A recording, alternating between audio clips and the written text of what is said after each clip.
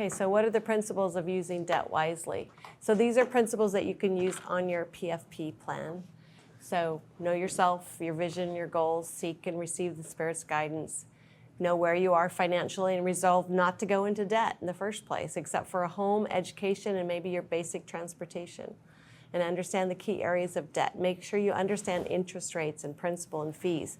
Don't buy something and without reading the fine print. That's why it's really important with your credit cards. Understand the fine print. Understand the interest rates that you're paying. Right.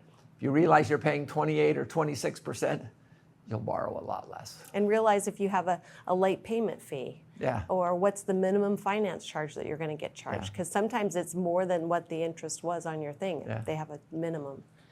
Prioritize your debts. If you cannot repay all of them, give priority to the ones that are secured, like your home or your car. Because if you miss a payment, they can take your home or your car. And then develop a repayment plan and automate it and avoid any new debt. Be wise. Think celestial. I'm a child of God, living by the Spirit, showing what I believe by my actions and choosing to delay gratification and using my agency to save for things and not borrow, and learning the lessons God would have me learn through distinguishing between my needs and my wants. It's just interesting. Remember we talked, when giving help wisely, we follow the principles, delayed gratification. We help others help themselves. We work for what we receive. You know, we need to follow those same principles. And as we're teaching our children, we need to follow those same principles too. Oh, I'm going to hand out this sheet. We've given you just a consumer loan summary, again, another one of our summary sheets. Just realize that most of these times these things are unnecessary. They're expensive, they crowd out savings, and again, most of the time they're unnecessary, but we thought we would give you what's the description, what's the APR, the amount owed doubles every X years, what's the rate type, what are the cost calculations. So good news is we won't hold you accountable for these things, but it's a good resource to just put at the back of your debt plan, and then you can always refer to it later if you need to. Yeah, realize there's lots of different ways Can I give you one? Yes. that you can spend your money. Different types of loans, different the way interest rates are calculated, different security for your loans.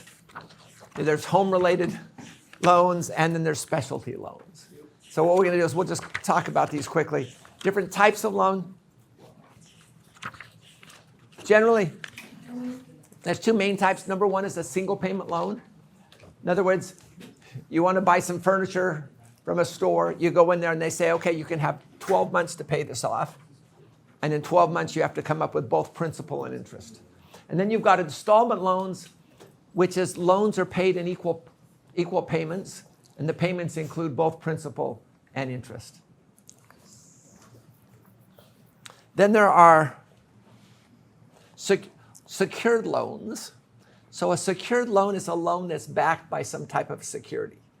So it's typically a home or a car. Do you notice last time we met with FICO scores that the interest rates on cars and mortgages are lower than the interest rates on personal loans and credit cards? And the reason being is they're secured, so in case... They're not secured. Yeah, the mortgages and cars are secured. If you can't pay it off, they can come back and take the car, or they can take the mortgage. But the credit card loans are not secured. Like if you bought a bunch of groceries or you bought something, a lot of clothes and things on your credit card, it's hard for them to get those things back. Yeah. So they're not secured, so they're going to charge you a higher interest rate. And then the rate type. A lot of times the mortgages either can be fixed rate, so like a standard rate at 24% or 20%. It can be a variable rate, like your credit cards. Most of your credit cards are a variable rate. As interest rates go up, your credit card rate goes up. As interest rates go down, they might go down a little bit, but maybe rarely. not much. Yes. Oh, what is this name? Doubles every 3 years? Does It that means if you just make a minimum payment, that what you owe, the amount that you owe doubles every 3 years. Remember the rule of 72?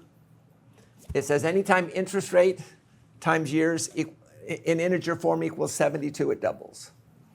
So if you only make the minimum payment every month, you're going to be paying 3 times what it's worth? Yeah, something like it'll double in 3 years. The amount that you're actually paying back in total Well- will double every 3 years. Yeah, don't just pay it off.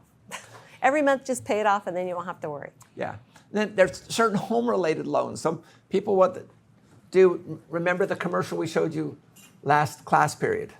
The guy was on his riding mower. Somebody help me. They talked about doing a home equity loan or a home equity line of credit. In essence, what you're doing is you're borrowing against the equity in your home, which is the difference between what you owe and what the value is worth. And you're basically taking that out. Again, the downside. Lots of downsides to that too. And then you've got specialty loans like student loans, auto loans, and payday loans.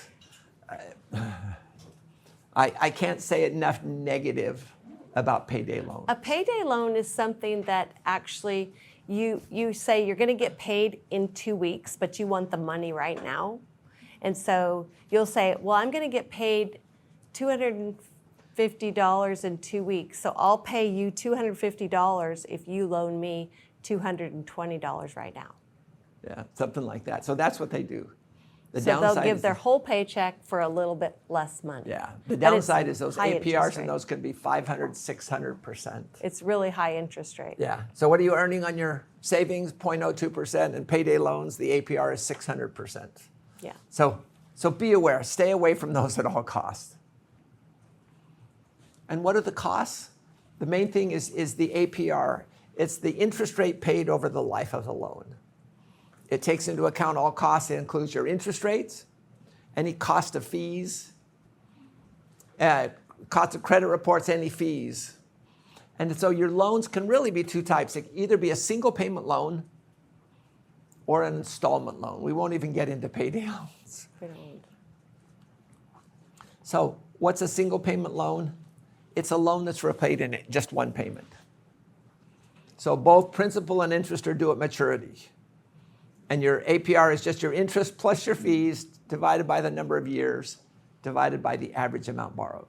With a single payment loan, what's the average amount borrowed? It's whatever you took out. So let's do a problem.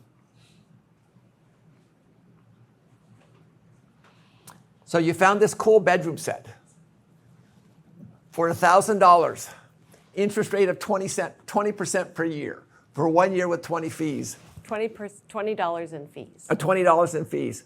What's the APR of this loan?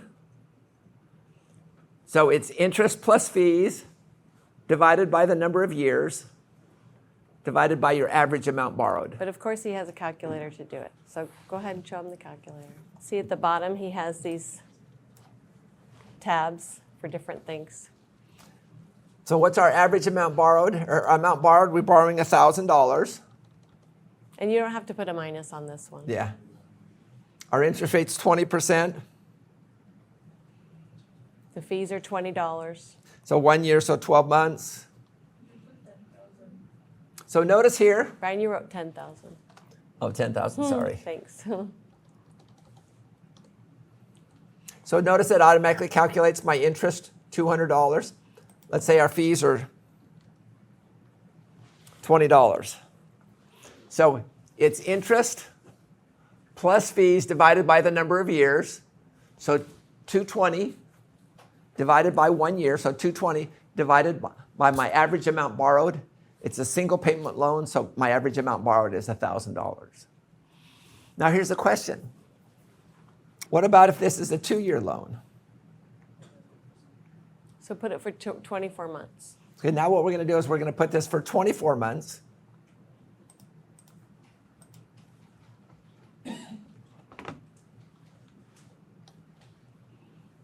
Wait a second, the APR before, Was 22, and now it's why is the APR now 21. 21? Why do you think it's less? Because it's spread now Did the interest over rate 2 change? years. No, but what changed? Yeah, what changed? Yeah, the fees changed. The fees. So Well, the before fees the- didn't change. No, you're right, the fees didn't change, but before that $20 in fee was allocated over 1 year, Now it's allocated over 2 now years. it's allocated over 2 years. So it made the interest rate lower. Right. So realize your APR depends on your interest rate, And your fees. and your fees too. And then what did we talk about? APY takes into account compounding. So let's, But this isn't compounded. yeah, this isn't compounding. Let's do an installment loans. So installment loans, go ahead. No, go ahead. So installment loans are loans which are repaid at regular intervals. It's called simple interest. It's what you use on your calculator. So the payment includes both the principal and the interest. So as you pay off the principal, then you're going to be paying less in interest the more principal you pay off. But you'll be adding more to your payment. So he's got a Okay. table here. So let's borrow $2,000. We'll put $20 in fees. We're going to do 10%. So notice this right here is just the Excel calculation. The payment, it's just your time value money. So it says we owe $175. In fact, let's do it. So we do $2,000, 10%. 10%. Payments a year, we're going to do 12.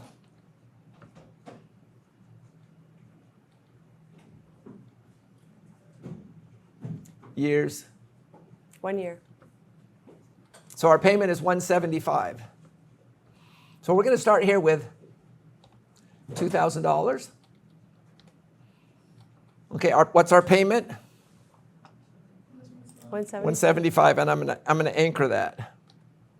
So how do we calculate our interest? Our interest is going to be $2,000 times our interest rate divided by 12. So our interest for that $2,000 for that 1 month is $16.67. So what's our interest?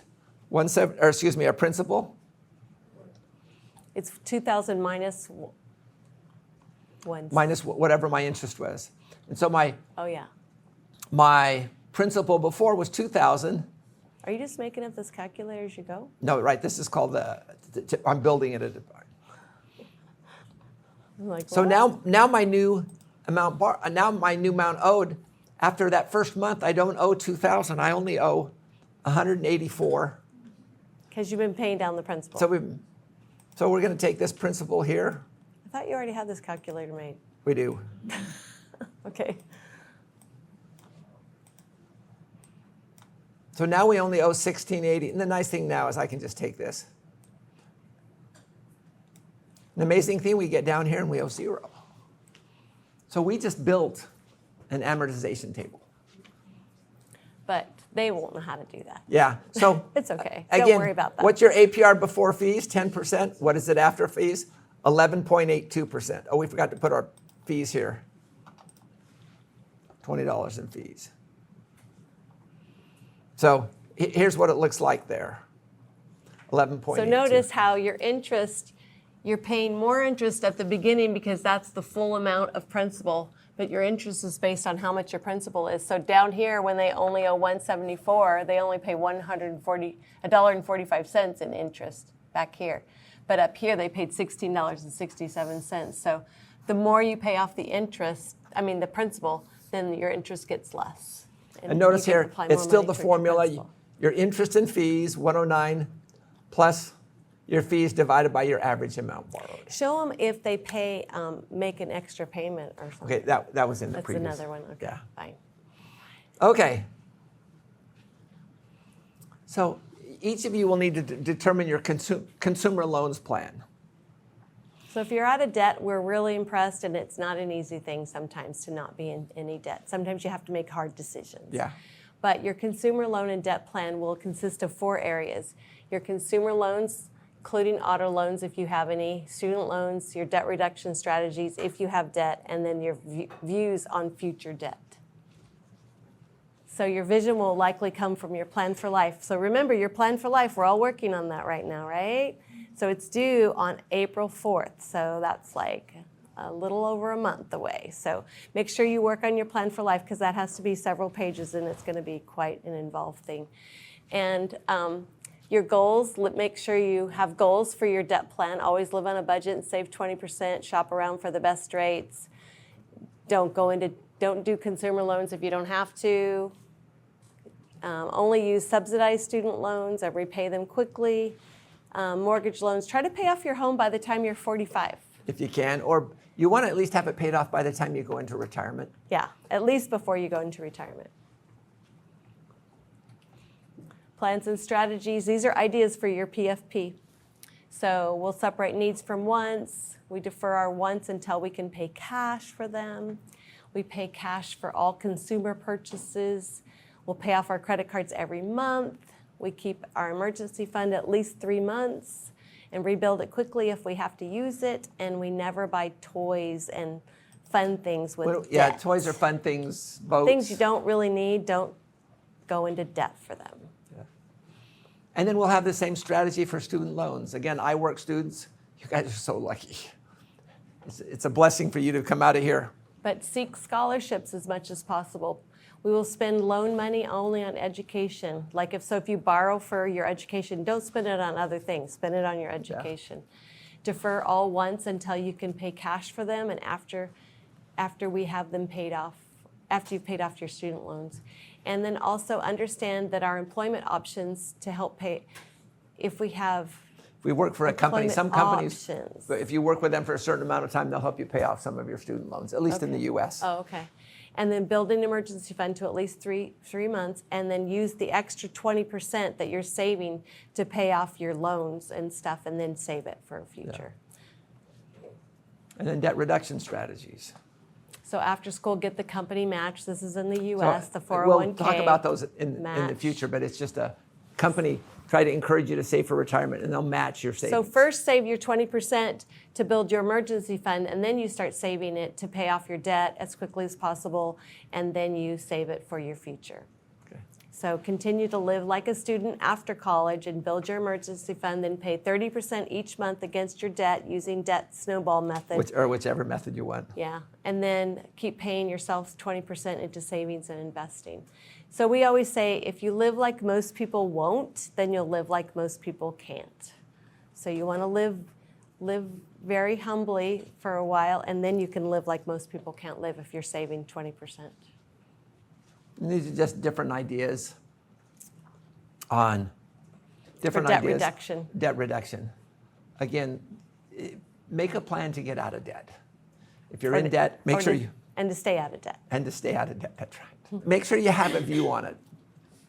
Because the worst thing you can do is just get into the habit of thinking, hey, I'm always going to have a car payment. I'm always going to have a mortgage payment. Mm-hmm. And you don't always. That's a choice.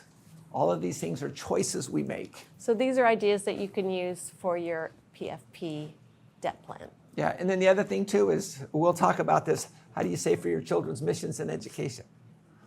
And we'll be sharing things there too. And then you'll have constraints.